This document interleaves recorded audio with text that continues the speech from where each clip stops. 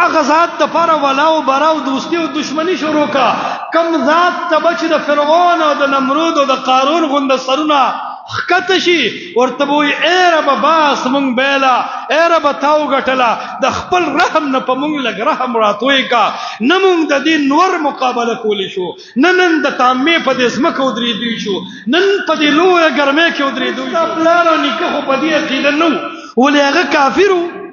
الله فرمایي ته ټول مر خلق کې لكل امرئ منهم يومئذ شأن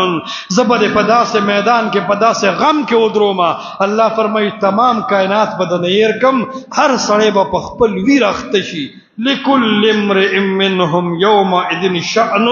هر سړی په یو غم اختوي یغنیه دی به د پلار نه بے پروا کړی یغنیه دی به د کبیرین بے پروا کړی یغنیه دی به د عزیزانو تربورانو نه بے پروايي په خپل غم بده اختکم الله فرمایي لیکن ته په دنیا کې دا ټول خلق پرې د زما رضا تلاش کا د الله حکم منا د الله د نبی طریقو منا ټول خلق بعصم یو رستانه جدا کیږي کم چستانه سبا جدا کیږي هغه نن جدا کړي بس ته حق وایا خلق به تعالی براشي د کلی د یو ګټ نه به یو سپینګری راشي د بل کلی نه به خلق راشي ستا مجلس به الله آباد کی ستا درس به الله آباد کی خو ته د خلقو د وجه حق مه پرېږده دا خلق ټول پاتې کېدونکي دي دې خلقو کې خیر نشته ته د هغه ذات دپاره وچلېږه ته د هغه ذات بنده جوړ شه کم ذات ته چې به یو ورځ بادشاهان محتاج شي ته د هغه ذات دپاره پالش شروع کا ته هغه ذات دپاره ولا او برا او دوستی او دشمنی شروع کا کم ذات ته بچ د فرعون او د نمرود او د قارون غوند سرونه خکته شي ورته وي اے رب باس مونږ بیلا اے رب تاو غټلا د خپل رحم نه په مونږ لګ رحم راتوي کا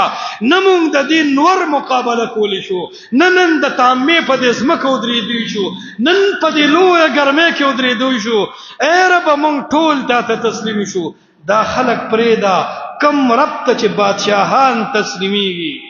کم رب ته چې به مالداران جاړي راشه نن دغه رب بنده جوړ شه دغه رب ته وجاړه پرېږ د خلق چا سرته کړي نه دي خلق چا رضا کړي نه دي په خلکو چا نه رب خوشاله کړی دی په خلکو نه چا جنت ګټلی دی د مور او پلار او د خلکو په پرېښودو الله تعالی خلکو سره ډېر څه کړي دي ابراهیم علیه السلام خپل مشرک پلار پرېښودو نو الله ولا زوی ورکو پیغمبر او نبی ته جوړ کو د مشرک پلار په بدله کې الله پیغمبر بچي ورکو دا د ابراهیم علیه السلام په جون کې تعالی تعلیم دی د الله د پر یار پرېدا د الله د پر دوست پرېدا د الله د پر کله کله عزیز ولی او تربوری او خاندان پرېږدا د الله د پر رشتہ دار پرېدا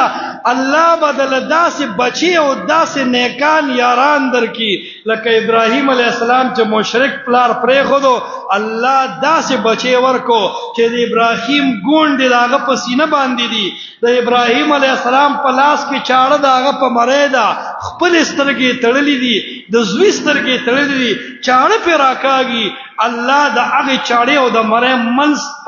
منس کې جنتی ګډ رالیږي او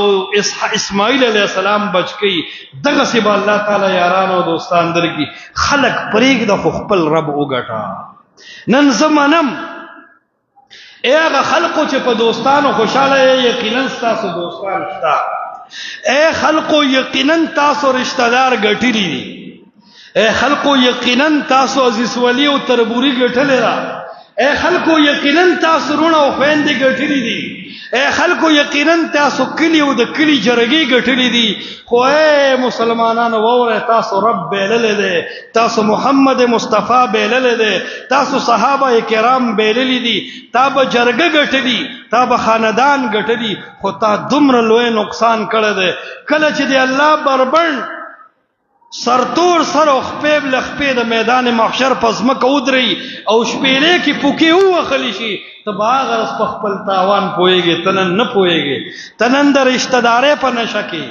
تنن د دوستې په نشه کې تنن د عزولې او د جرګې او د کلی پرستې په نشه کې ستا نشب علی پاسي چې ته د رب مخې ته هغه د عذاب مراحل ویلي الله